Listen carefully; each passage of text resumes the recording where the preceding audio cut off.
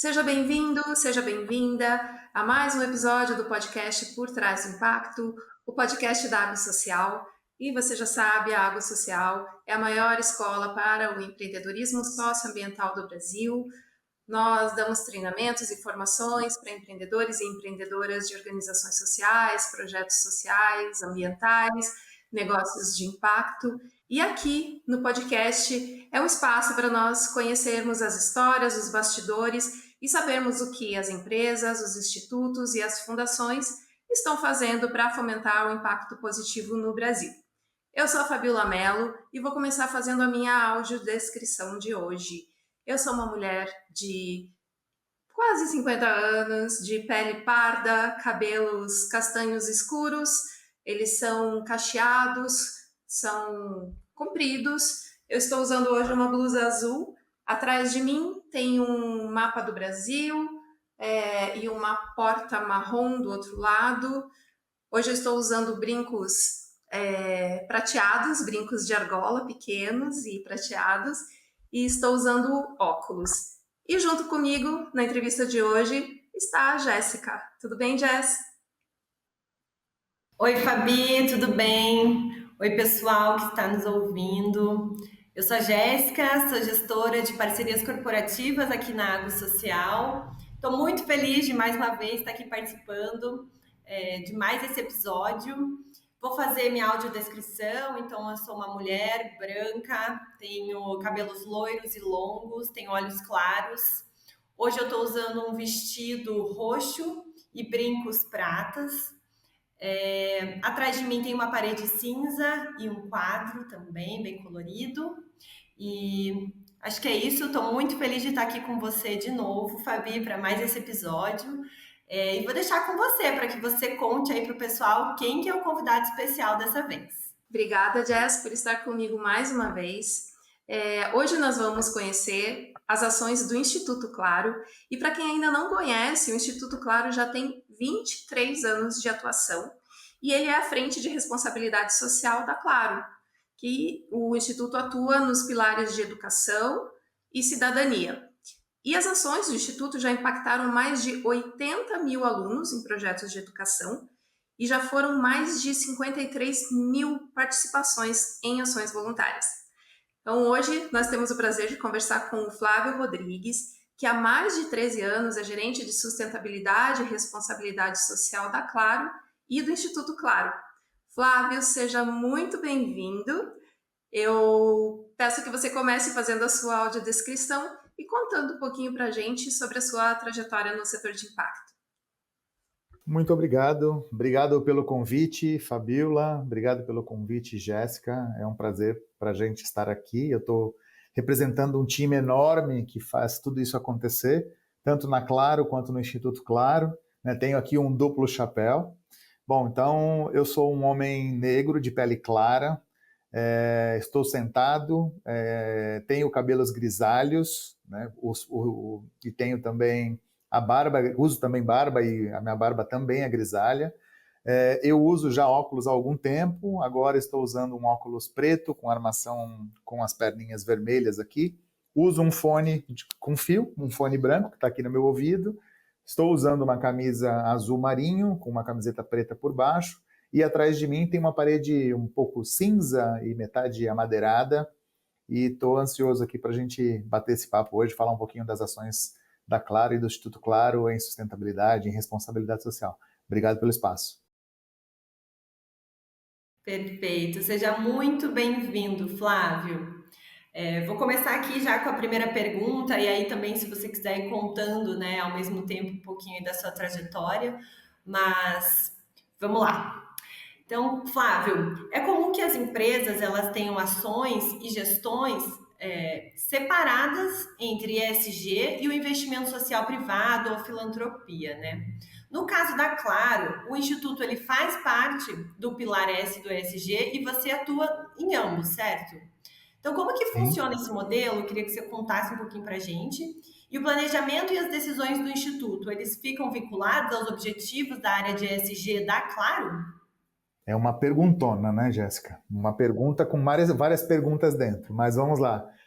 para contar um pouco dessa trajetória e dessa história aí que resulta hoje numa diretoria dentro da vice-presidência de recursos humanos, né? Então, eu estou na Claro há 13 anos, né? Então sou jornalista de formação e sempre trabalhei com sustentabilidade e responsabilidade social também. Em algum momento ali atrás, essas duas histórias de vida acabaram se juntando, né? Tanto a comunicação quanto a sustentabilidade, a responsabilidade social. E hoje eu digo que eu continuo trabalhando com a mesma matéria-prima que eu tinha na comunicação, que são pessoas, né? De qualquer forma, eu continuo tendo o ser humano como matéria-prima do meu trabalho, que acho que é o que mais me deixa feliz todos os dias. Então, o que acontece? A gente, desde 2015, 2016, criou uma diretoria de sustentabilidade, de responsabilidade social, à época de comunicação também, né, de comunicação interna, e que veio evoluindo. Lá, quando foi criada, já estava dentro da diretoria de recursos humanos.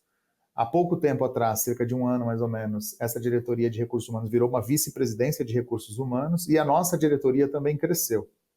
Houve uma dança de cadeiras aí e ela cresceu. Então, hoje, a sustentabilidade na Claro é composta por uma diretoria chamada Diretoria de Desenvolvimento Humano Organizacional, Sustentabilidade, Cultura e Educação Corporativa, além da própria sustentabilidade, claro.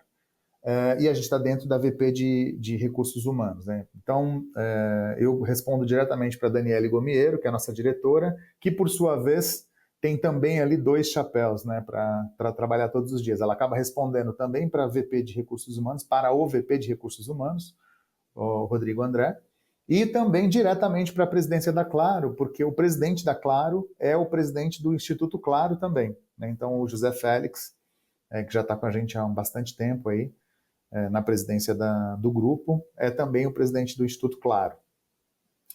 Bom, explicada a estrutura, né, então, por que eu digo que a gente tem sempre um duplo chapéu aqui? Porque quando a gente está olhando para a sustentabilidade, a gente tem um grande desafio, que é estar conectado com uma estratégia global de sustentabilidade, que acaba sendo construída e estruturada para atender as 25 operações da América Móvel no mundo inteiro.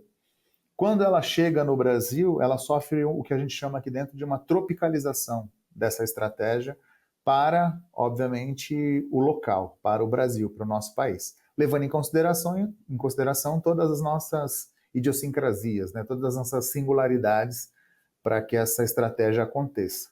E aí, qual que é o papel da área de sustentabilidade? É muito parecido com o papel das áreas de sustentabilidade em todas as outras companhias, que é ajudar as outras diretorias a entender e traduzir para os seus mundos o que é e como se aplica a sustentabilidade, e entendendo como essas diretorias todas compõem seus projetos, seus programas, suas frentes de trabalho, então compras, recursos humanos, compliance, comercial, marketing, como é que todas essas áreas ou diretorias têm também uma agenda de sustentabilidade conectada aos desafios de sustentabilidade e fazem isso acontecer no dia a dia. Então, os projetos de sustentabilidade são projetos de diretorias, projetos de áreas que contribuem para a estratégia de sustentabilidade. E aí, por uma não coincidência, o Instituto Claro, ele fica dentro da nossa diretoria e fica sobre a nossa gestão também. Então, o meu time, ele, assim como eu, assim como a Dani, a gente também tem um duplo chapéu ali de olhar para a estratégia de sustentabilidade e suportar a empresa para que ela faça, né, para que ela execute essa estratégia de sustentabilidade. E quando a gente olha para o pilar do S, que além da gente estar dentro da VP de Recursos Humanos, que já tem um peso gigantesco ali no S, né, falando de diversidade, equidade e inclusão, de inclusão produtiva jovem, a gente também tem o pilar de relacionamento com, né, o público externo, né, que é o que a gente faz através do Instituto Claro, que completou 23 anos. E aí, essa estratégia pode ou não andar em conjunto com a sustentabilidade. Então, o Instituto Claro tem uma estratégia de atuação que está muito focada em criar executar, patrocinar, apoiar projetos de educação e cidadania, que podem ser próprios ou de terceiros e apoiados ou em parceria. E ele também, obviamente, pode estar muito conectado com essa estratégia de sustentabilidade. Para dar um exemplo prático, né, quando a gente tem um projeto de redução da brecha digital no país. Esse é um problema do país, é um problema que a Claro pode contribuir como negócio, né, como commodity até, vamos dizer assim, e o Instituto Claro bebe nessa fonte. Então, usa os serviços da Claro para diminuir essa brecha digital, né, dentro da educação, dentro da cidadania, e apoia a Claro também com estudos e com pesquisas para que a própria companhia enxergue também o seu papel social nessa diminuição da brecha digital. Então, acho que tem uma troca muito constante e viva de ambas as marcas, vamos dizer assim, porque no fim do dia são as mesmas pessoas que estão fazendo o trabalho acontecer, mas há uma contribuição muito grande entre as marcas para que isso aconteça e que a gente consiga evoluir na execução da estratégia de sustentabilidade e de responsabilidade social. Acho que tentei dar uma grande explicação, porque a pergunta era grande também. Não sei se eu esqueci alguma coisa. Se eu esqueci, vocês me puxam aí. Não, muito legal, Flávio, muito legal você compartilhar essa integração e a importância mesmo, né, de que mesmo cada um podendo atuar de alguma forma, que todo mundo saiba o que está acontecendo para um mesmo caminho, assim, né? Então acho que é muito importante mesmo, Claro, Instituto Claro, né, estarem aí integrados. Eu acho que não tem um caminho que não seja possível além desse, sabia, Jéssica e Fabiola? Porque acho que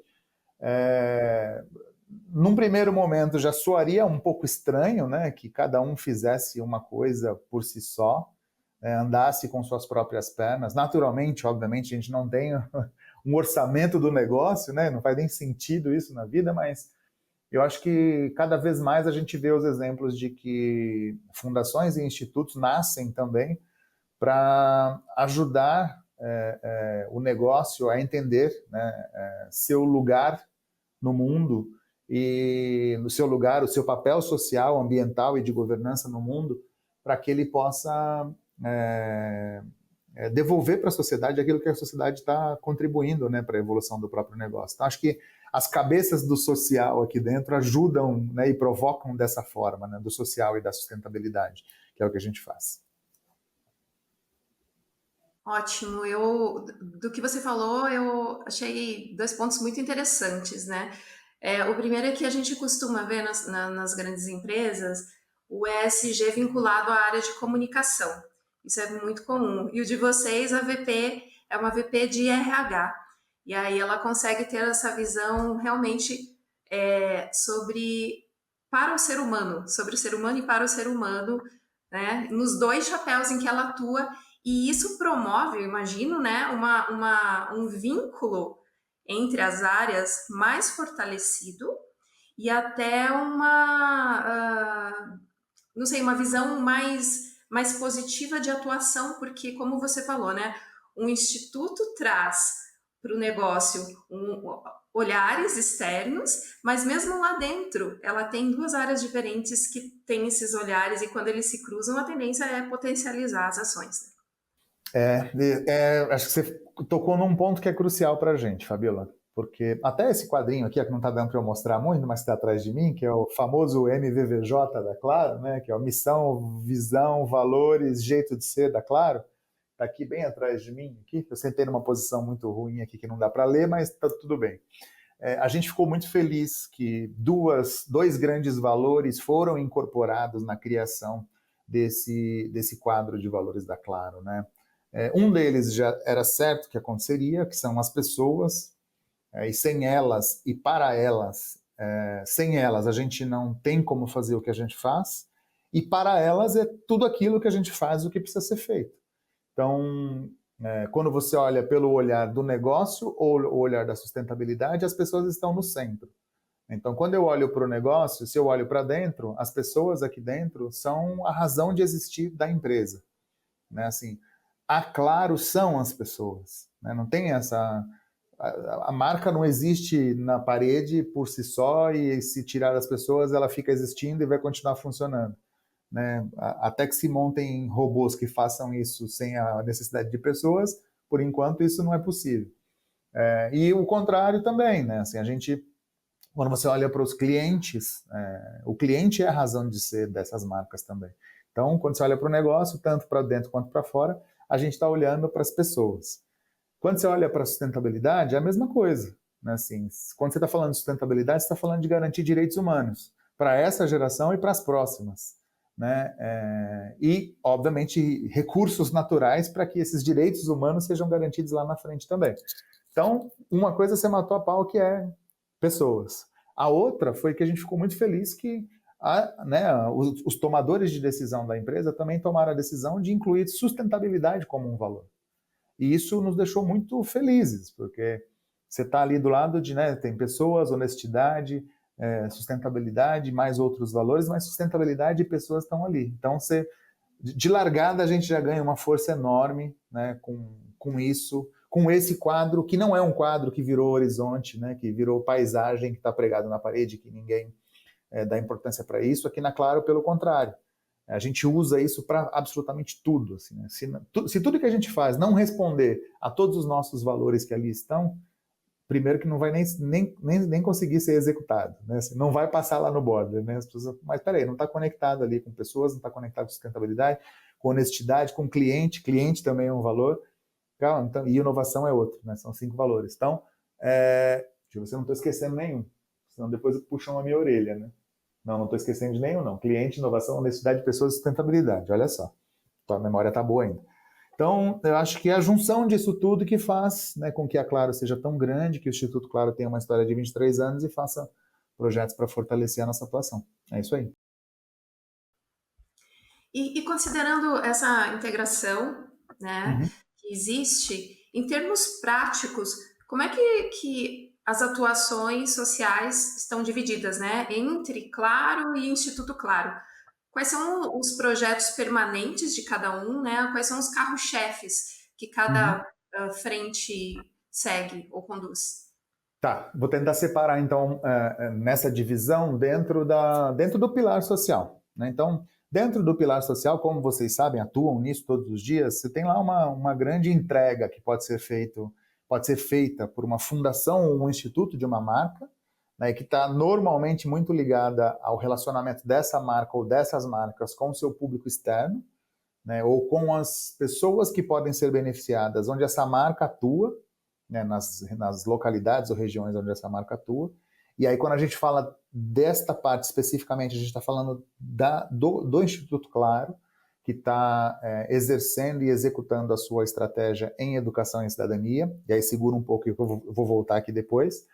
E do outro lado no sentido da sustentabilidade, né, em si, todos os outros indicadores ou desafios da sustentabilidade estão dentro também do social e tem um pouquinho de execução em cada uma das partes da empresa, mas substancialmente, acho que 90% ou 80% delas estão dentro da própria diretoria de RH. Por isso, estamos dentro também da diretoria da vice-presidência de recursos humanos.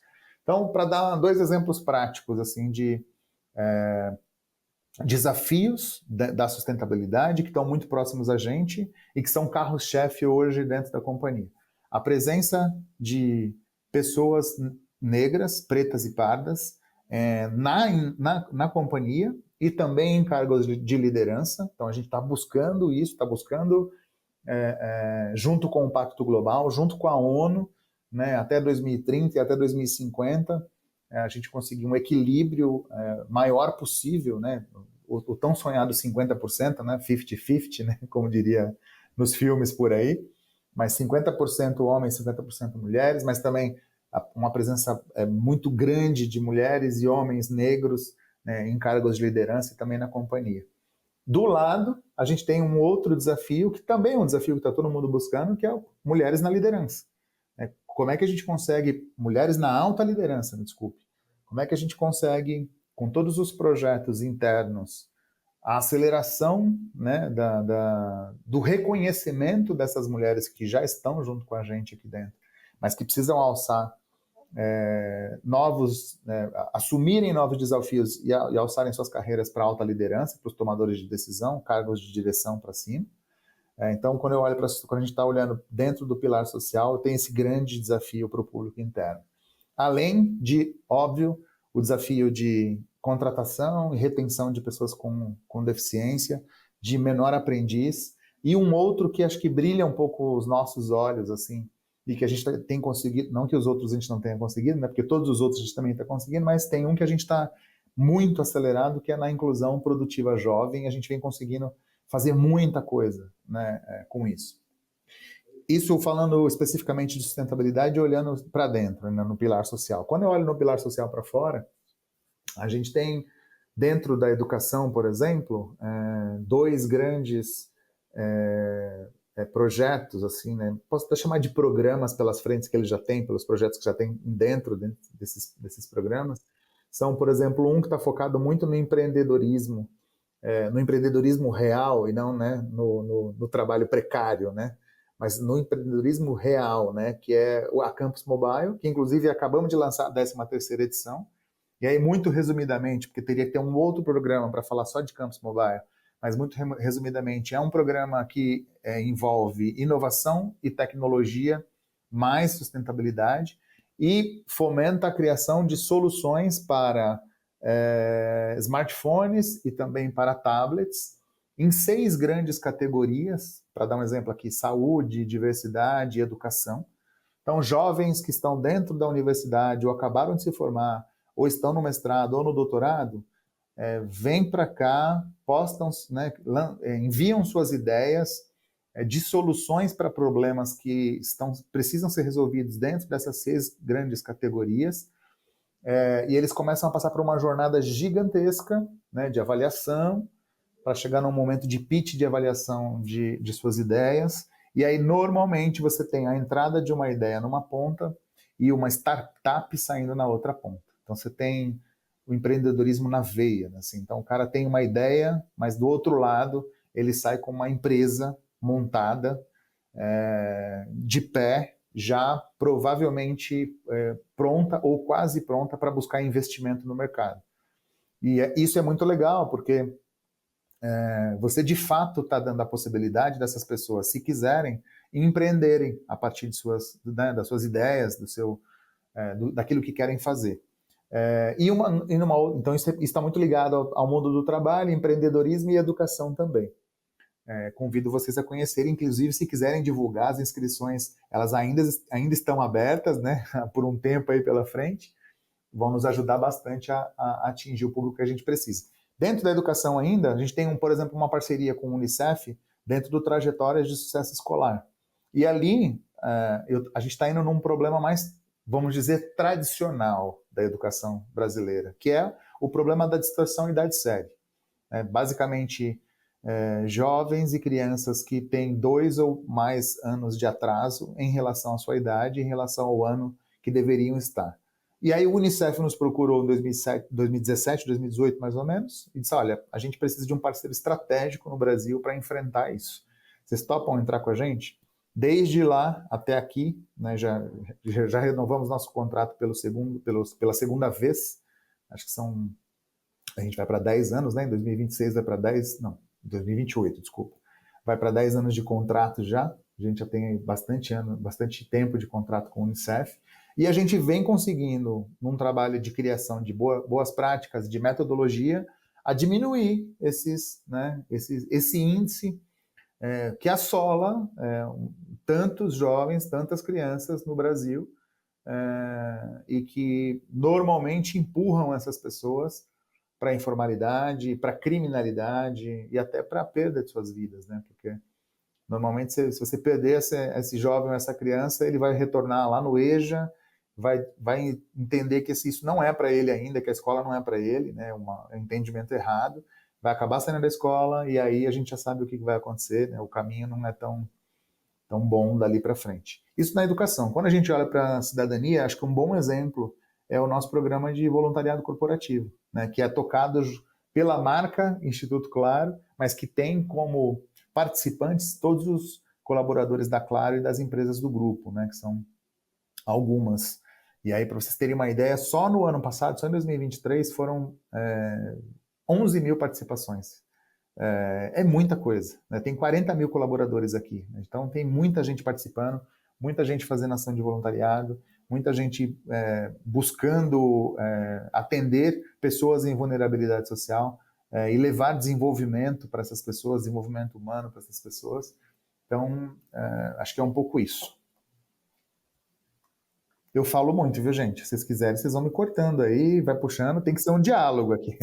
Mas sim, mas é que tudo que você trouxe aqui mostra a amplitude do trabalho que é feito, né? São Sim. muitas frentes de atuação e cada uma tem ali características que fazem delas também muito grandes. Então, acho que não tem muito como enxugar isso. Não, e Fabi, é muito legal, né? Porque cada pessoa que a gente tem a oportunidade de conversar aqui, que são empresas renomadas e que muita gente conhece, é muito legal poder vocês estarem aqui falando para essas pessoas tudo que vocês fazem, assim, de fato por trás do impacto, né? Porque acho que as pessoas nem imaginam, assim, né? Quem é cliente, claro, né? Nem imagina tudo que vocês têm feito, assim. Então, já parabenizo aí pelo trabalho e que bom poder estar divulgando aí tudo que você está trazendo para a gente. A gente tem um lema aqui na Claro, que é primeiro a gente faz, depois a gente conta. A gente não lança primeiro para fazer depois, a gente faz primeiro para lançar depois. É o ideal, né? Eu acho É que isso aí. deveria ser assim, é perfeito. E, Flávio, você falou aí dessa aproximação com o Unicef, com a ONU. A Claro faz parte do Pacto Global da ONU, certo? Desde 2021. E aí eu queria te perguntar, e até para as pessoas entenderem o que isso significa na prática, Uhum. e também quais são os movimentos e ODSs de atuação da companhia. Você falou, né, da educação, mas em quais ODSs ela se encaixa? Tá. A gente tem e sempre teve uma preocupação em estar conectado. A gente faz um monte de coisa aqui, obviamente, que queremos fazer e que está contribuindo para o desenvolvimento da sociedade. Os nossos serviços, né, apesar de hoje já serem considerados quase uma commodity, né, na pandemia a gente viu isso, né, o quanto a gente já não consegue mais viver, né, sem os serviços de telecomunicações em nossas vidas. Eu acho que eu posso arriscar dizer que na pandemia as empresas de telecomunicações foram grandes apoios para que a sociedade continuasse funcionando, né? Desse suporte para que essa sociedade continuasse funcionando. Foi a primeira vez que a gente conseguiu fazer um teste, por exemplo, com um hospital aqui em São Paulo, de cirurgia feita à distância, né? Então, e para isso era preciso uma internet de altíssima velocidade e, acima disso, com baixíssima latência, para que um médico pudesse operar, né, um paciente não estando naquele local, mas que usasse uma conexão confiável, com baixa latência, né, com baixa resposta, né, para não ficar no tecniquez aqui, mas com baixa resposta,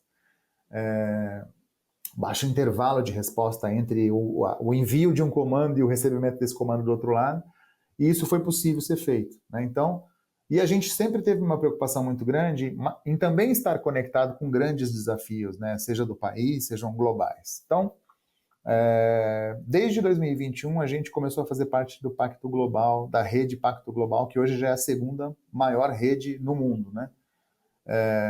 Então, tem quase 2.000 associados aqui no Brasil e tal. E de lá, por que a gente decidiu entrar no Pacto Global? Acho que a gente sempre precisa ter muita ciência de que, apesar de sabermos muita coisa, é sempre bom aprender mais.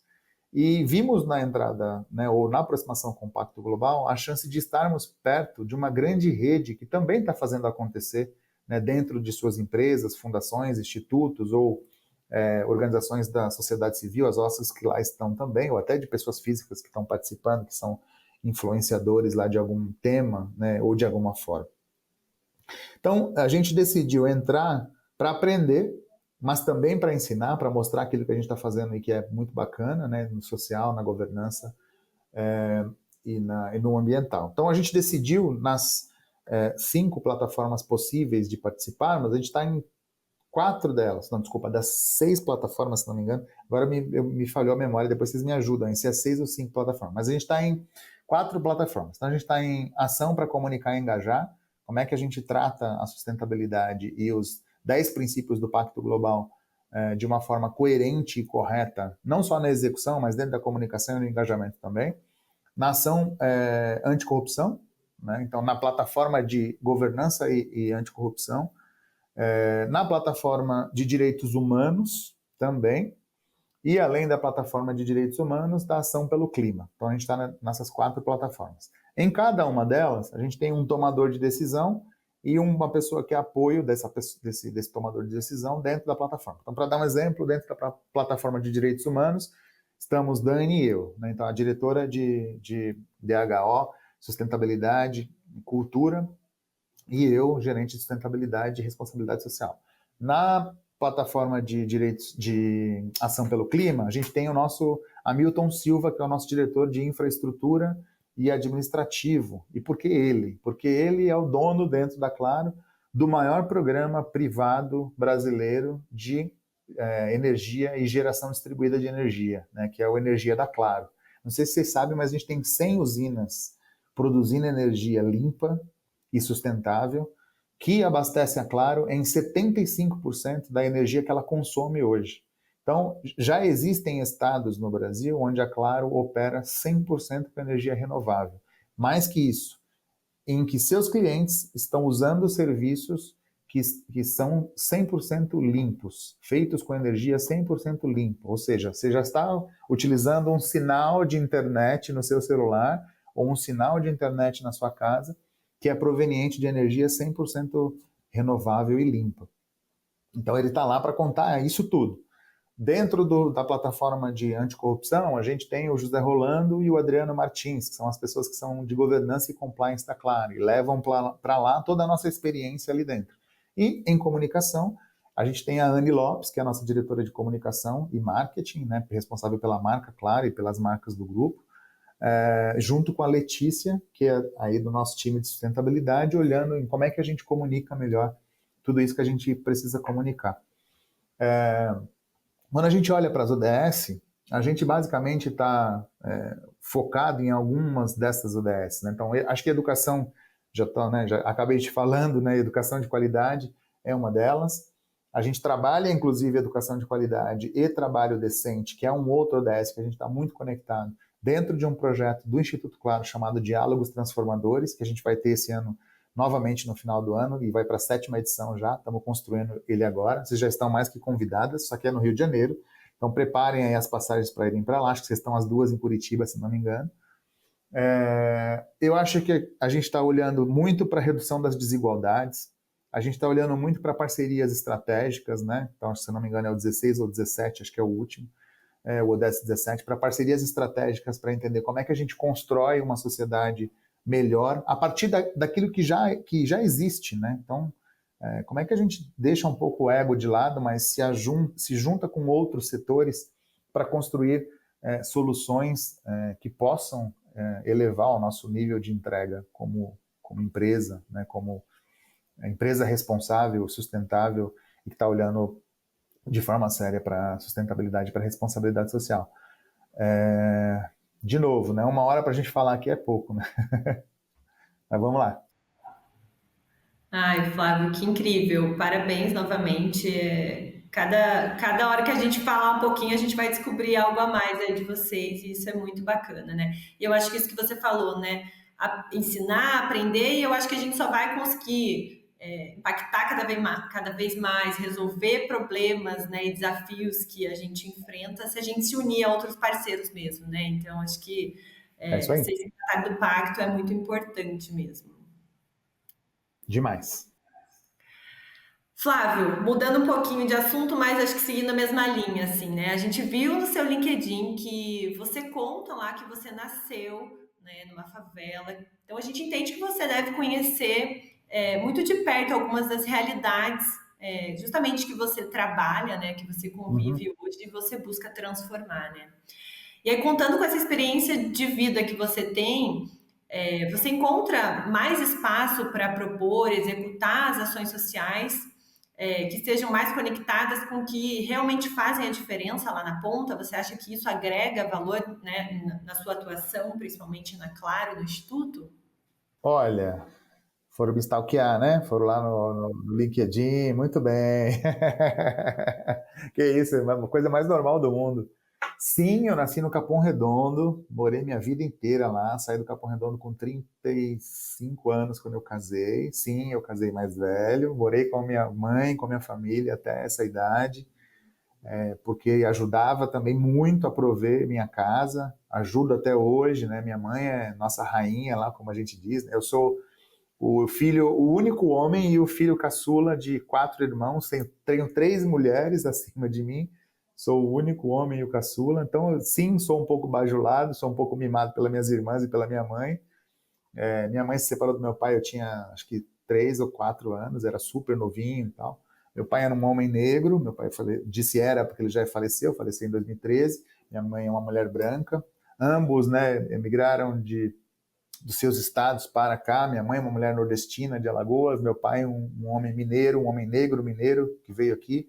Meu pai é um homem, um pedreiro ali de mão cheia, trabalhou a vida inteira na construção civil e morreu trabalhando, né, na construção civil. Teve pouquíssima instrução, chegou a cursar acho que até a 2ª série só do ensino fundamental, então vocês imaginam a dificuldade que era a vida. Minha mãe estudou até a 4ª série, então viveu a vida ali inteira trabalhando como faxineira, depois no final da sua carreira ali, antes de se aposentar como babá. Criou muito bem 3 filhas e o filho, né, ali naquela maluquice que vocês devem imaginar que é viver, né, numa das regiões que foi considerada já por muito tempo mais perigosa do que a faixa de Gaza hoje, né? Então Capão Redondo, Jardim Ângela já foi considerado um dos lugares mais perigosos, né? Não à toa a casa do Zezinho está lá, né? Com a tia Dag, acho que vocês devem conhecer, que faz um trabalho incrível lá, mas tantas outras iniciativas boas. Olha, eu acho que assim, vir de onde eu vim, na minha concepção, né, fez, sem, obviamente, ser quem eu sou, ter as ideias que eu tenho. Não à toa eu trabalho com o que eu trabalho. Acho que, né, o destino já tinha escrito isso na minha história.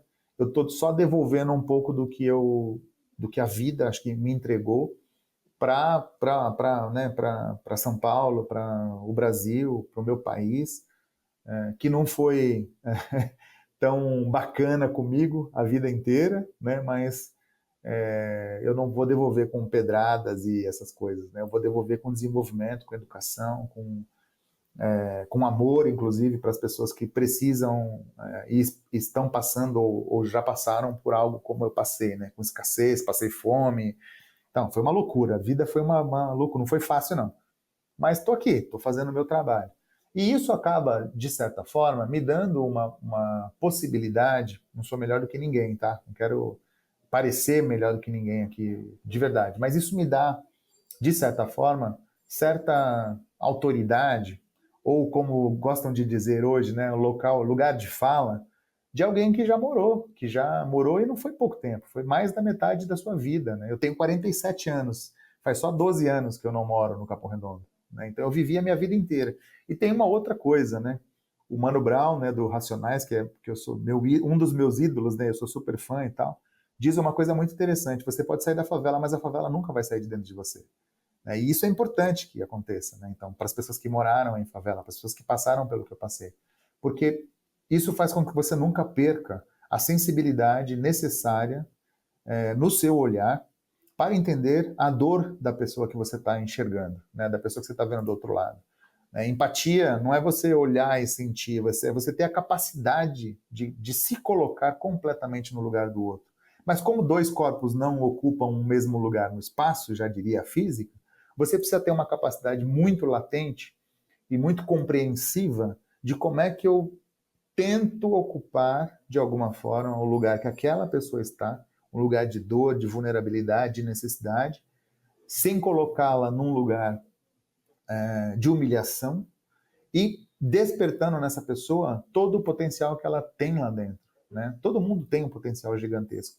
Basta ter oportunidade, basta que as pessoas que você procure te ajudem a trabalhar a sua insegurança, te ajudem a se colocar melhor, né, dentro do lugar onde você está, que os lugares onde você esteja não sejam tão hostis com você, além daqueles lugares onde você já esteve e que já foram hostis com você. Então, tentando muito resumir, obviamente, porque me encanta falar sobre a minha história, então a gente ficaria aqui 4, 5 horas, né, falando sobre isso, mas acho que sim, que me ajuda a mostrar que é necessário um olhar cuidadoso para quando estamos falando de beneficiar pessoas em vulnerabilidade social, né? Se queremos fazer e fazer de forma correta, a gente precisa ouvir essas pessoas, a gente precisa sentar com essas pessoas e a gente precisa mais do que tudo sentir o que essas pessoas estão sentindo lá na ponta, né? Então,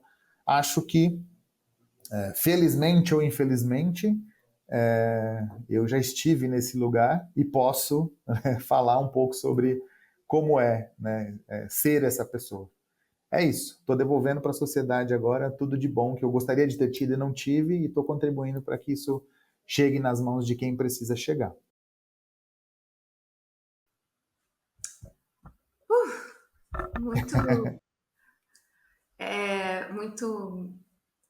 É emocionante ouvir histórias como a sua, porque até ontem nós estivemos em São Paulo num evento com alguns dos professores, né, da nossa rede, e a gente conversei com algumas pessoas a respeito de referências, né, que as pessoas, falando de jovens e falando da população negra, que às vezes não alcançam oportunidades, não só porque a oportunidade não está ali, mas às vezes pela referência que falta neles, né? Eu já tive contato com jovens que não queriam participar de um programa de tecnologia porque ele falava, lá não tem pessoas como eu, esse lugar não é para mim.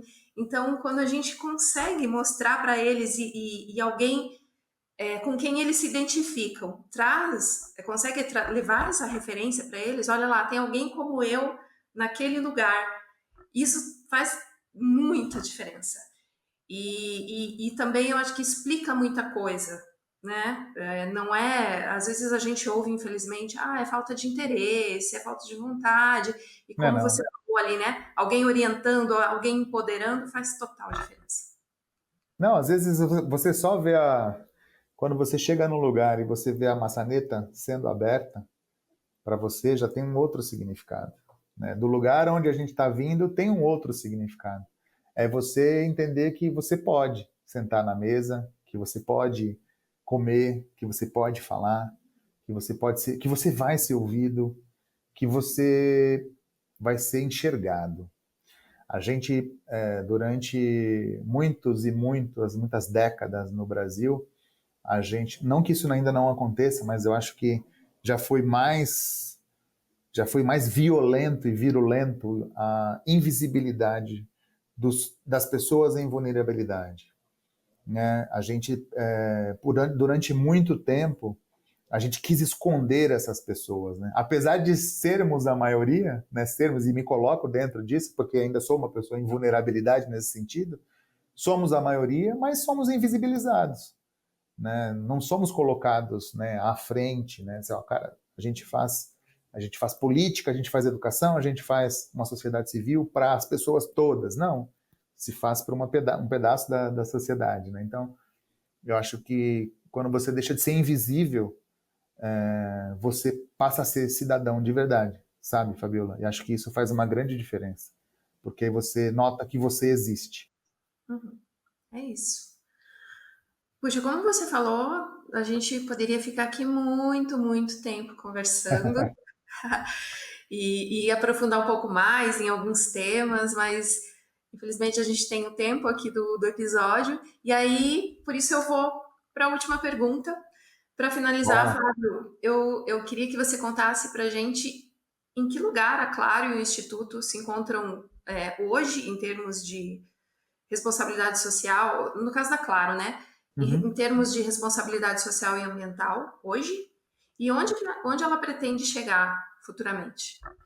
Eu não vou ficar no técnico, tá? Eu poderia aqui responder, a gente tem a meta de X% para atingir não sei o que por cento. Cara, não, eu acho que não é isso que eu gostaria de... A última mensagem eu não gostaria de deixar essa. Então, assim, nós temos muitos desafios em sustentabilidade, mas esses desafios estão todos endereçados, né? Assim, então, tudo que a gente precisa fazer em relação à nossa pegada de carbono, tudo que a gente precisa fazer em relação à nossa inovação, à nossa cadeia de valor, a gente está olhando. Né? Então, tem muito projeto já sendo executado, tem muito projeto sendo desenhado, tem muito projeto em aprovação, a gente está brigando por muito investimento para que a gente cresça a nossa atuação e seja ainda mais forte em sustentabilidade, em responsabilidade social, em responsabilidade ambiental, na nossa governança, na nossa atitude e atuação ética como companhia. Mas, acima de tudo, eu acho que a gente tem uma coisa que é a vontade de querer fazer. A Claro, teoricamente, não estaria obrigada a fazer tudo que ela faz, né? No sentido da lei mesmo, né? Assim, nós somos uma empresa que não temos totalmente capital aberto, né? Uma das nossas societárias tem capital aberto no Brasil, mas a gente não está listado em bolsa, a Claro em si não está listada em bolsa. E a gente faz tudo que a gente faz porque a gente acredita que tem que ser feito.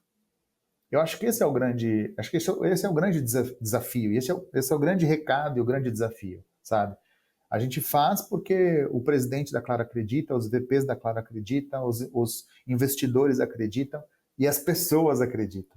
As pessoas aqui dentro acreditam que aquilo que a gente está fazendo é preciso ser feito. Eu torço para que um dia a minha diretoria não exista mais, para que sustentabilidade esteja, assim como processos e qualidade, né, o exemplo que eu sempre dou, esteja tão vivo dentro das pessoas que não seja mais necessário que uma pessoa, o gerente de sustentabilidade, vá lá falar sobre sustentabilidade. Não, cara, assim, ó, é a Jéssica que trabalha no Contas a Pagar, que está falando sobre sustentabilidade, é a Fabíola, que trabalha no regulatório e está falando sobre sustentabilidade. Meu grande sonho é esse. Aí eu vou fazer outra coisa, vou trabalhar com Web 3.0, vou aprender a codar, sei lá, fazer outras coisas na vida, né? Mas meu grande sonho é que a gente não precise, né, assim, ter uma diretoria de sustentabilidade lá na frente. É claro, né, gente, pô, eu tenho conta para pagar, então, por favor, né, me deixem por aqui por enquanto, porque ainda tem muito trabalho para ser feito. Mas acho que o grande recado que eu deixaria, assim, a gente está num lugar onde não está tudo resolvido, tem muita gente trabalhando para que as coisas aconteçam, tem muito desafio, tem muita vontade de fazer, e a gente quer chegar num lugar de reconhecimento máximo para da nossa atuação em sustentabilidade e responsabilidade social. Eu acho que esse é o grande mérito, né, é o grande pódio onde toda empresa quer chegar. Né? Nenhuma empresa trabalha para ser terceiro ou quarto naquilo que ela faz. Todas as empresas, a Água Social trabalha para ser a melhor no que ela faz. Ela trabalha para ser reconhecida e ser... quando eu pensar aqui, quando eu pensar em mentoria, quando eu pensar em apoio para instituições, eu sei quem a Água lá de Curitiba tem um time que é bala e é com eles que eu quero fazer. Quando se pensar em sustentabilidade, em telecomunicações a gente já está assim, obviamente, né? Somos a segunda em algumas coisas, a primeira em outras, a segunda em umas coisas, a primeira em outras. Mas quando pensar em uma empresa de telecomunicações sustentáveis, que logo vem à mente que, poxa, Claro, na sua totalidade, é a empresa de sustentabilidade do Brasil em telecomunicações. Então, acho que é lá onde a gente quer chegar. Belo encerramento. Muito bom, Ricardo. Flávio, muito, muito obrigada mais uma vez por você ter participado. Eu adorei a conversa. Espero que você tenha gostado também. Pode deixar seu último não, né? Seu recado final aqui nesse episódio. Isso, espero que não seja o último, não. Espero que logo mais a gente receba um convite para discutir outras coisas, enfim, outros projetos em conjunto, sei lá, quem sabe, né? Acho que assim, eu queria agradecer imensamente, né, a Jéssica, o time da Água Social, você, Fabíola, pelo espaço. É sempre importante a gente falar um pouco do que a gente está falando e tal. E para quem está ouvindo a gente, acho que o recado que eu gostaria de deixar é: acreditem nas instituições. Né? A gente precisa acreditar nas instituições porque existem instituições sérias no nosso país que querem fazer a coisa acontecer. Né? E é claro que pode soar piegas, né? Claro, você está sentado aí numa cadeira, representante da Claro, falando sobre isso. Eu estou falando isso em nome da Claro, mas eu estou falando isso em nome de todas as instituições com as quais a gente se relaciona no dia a dia e sabe o tamanho da seriedade dessas instituições. O quanto essas instituições estão buscando fazer coisas sérias, que tragam desenvolvimento humano, que tragam desenvolvimento econômico para o nosso país, que garantam menos impacto negativo ambientalmente. Então, acho que podemos falar, eu, Fabíola, Jéssica, de Cadeira, que a gente conhece muita gente séria. Então, eu deixaria aqui um grande recado, né, que assim, apesar de a descrença em algum momento, né, em tudo que acontece aí no nosso país, eu diria, se tem coisa que é muito bem feita no nosso país, é a frente de sustentabilidade, tem muita gente séria fazendo muita coisa séria para a gente conseguir combater as mazelas sociais, econômicas e ambientais. É isso. Obrigado pelo espaço. Espero que quem esteja nos ouvindo tenha gostado também, como a gente gostou aqui desse papo entre nós três. Obrigado mesmo. Flávio, nós que agradecemos do fundo do coração, foi uma conversa muito inspiradora. Obrigado pelo seu tempo, pela sua disponibilidade, por compartilhar com a gente um pouco do que você acredita também e tudo que você tem feito hoje estando, né, na Claro e toda a sua trajetória aí. Então, parabéns por todo o trabalho, parabéns a toda a sua equipe e muito obrigada. Espero que em breve a gente converse novamente. Fabi, pode encerrar, por favor. Eu encerro agradecendo você também, Jéssica, pela parceria de tantos episódios. Convido quem está assistindo pelo YouTube ou quem está ouvindo pelo Spotify a seguirem as redes da Claro, do Instituto Claro. O Instituto tem um site, né, próprio dele. No site da Claro tem informações sobre sustentabilidade, então tem vários canais aí onde são comunicadas as ações de impacto positivo que a Claro e o Instituto fazem. Aproveito também para convidar todo mundo a continuar seguindo as redes da Água Social, acompanhar nossas postagens. Em breve a gente vai ter novos episódios. Lembrando sempre, quem ainda não assinou a revista agora, assine, que é gratuita e tem muito conteúdo bacana, como esse que a gente traz aqui no podcast.